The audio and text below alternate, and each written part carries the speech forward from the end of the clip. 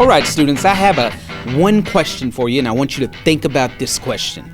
The question is, how do you know when you step into a classroom that the teacher planned something for that classroom, that the teacher had a good plan for that day in that classroom that you stepped into?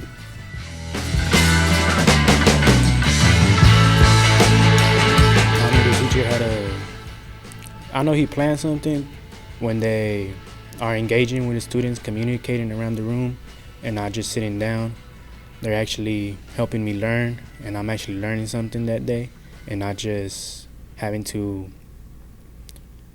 be on my phone or anything.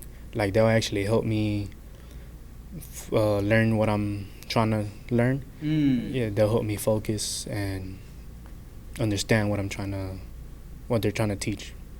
Got you. Thank you, sir. Nick?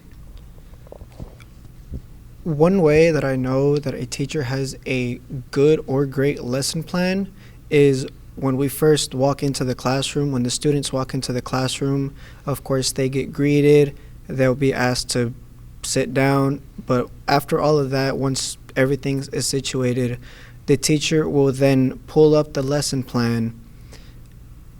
They'll pull up the lesson plan, they'll describe through the lesson plan, and they'll give us the papers that belong to that lesson plan. Now, another way I can tell if a teacher is ready for the lesson is if one lesson plan doesn't work out, they can go to their backup lesson plan. So if plan A doesn't work, they can resort to plan B. And if that doesn't work on, they can resort to the next plan they have. Hold up.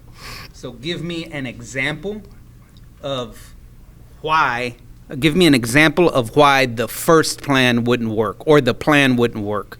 Give me an example. What happened?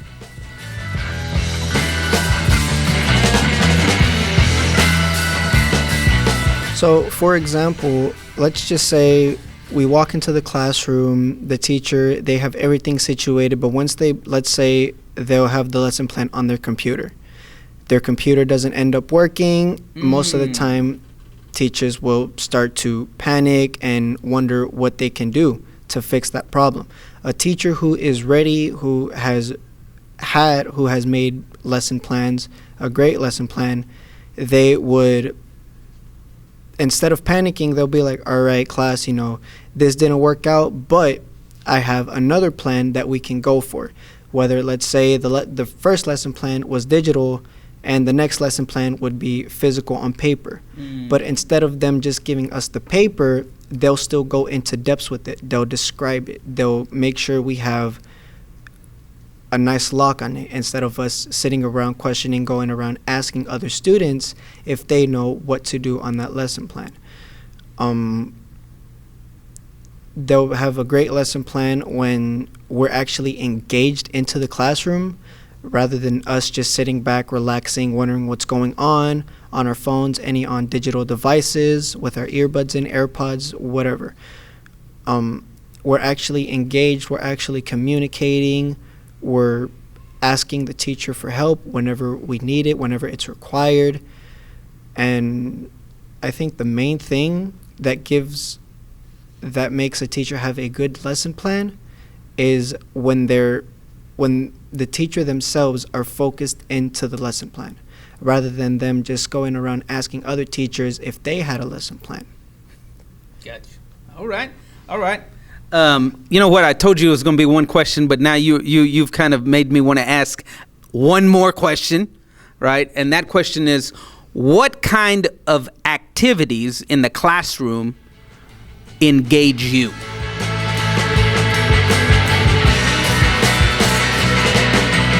So think about that teacher. I don't know what they plan, but what kind of activities do they plan that actually reel you into the lesson, and now, boom, I'm engaged?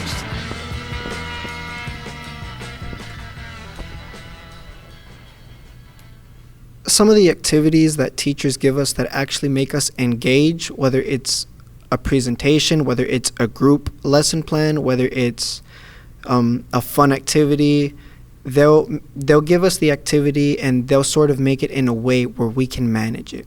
Like I said, if it's a presentation, most of the time teachers would they would want us to turn in a serious presentation, whether it's just describing straightforward on what we learned about that activity.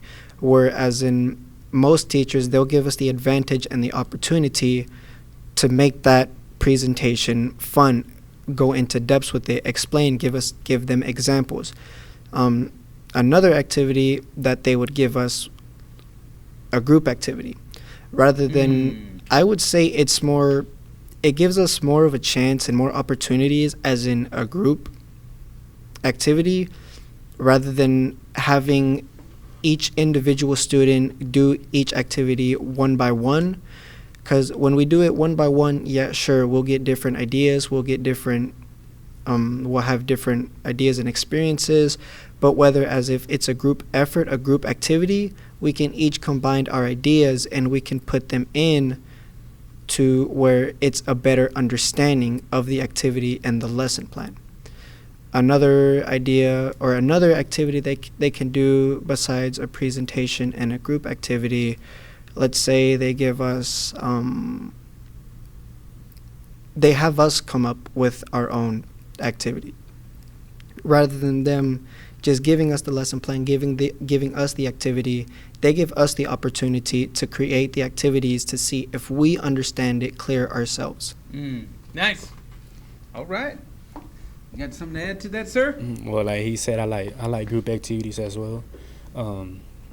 I like they help me engage because for like when I need help or anything, I have my group with me. They'll give me ideas. We can communicate our ideas and build up to a better project or activity that we're doing for a better answer. All right. Thank you, guys. Football in the house. JROTC in the house. Go Parrots.